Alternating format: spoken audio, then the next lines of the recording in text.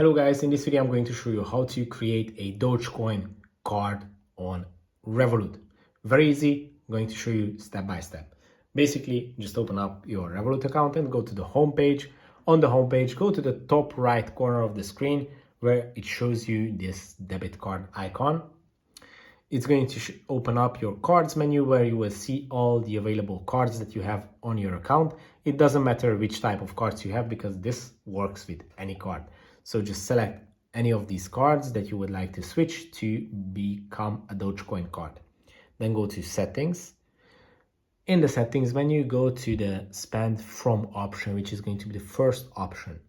When you open this menu is actually going to allow you to select a specific pocket or account that you want to be charged for any payments. So basically when you select Dogecoin right here and save it, this card becomes a Dogecoin card, and for any payments it's going to charge your Dogecoin balance on Revolut. If this video was helpful for you, please consider sending a super thanks donation.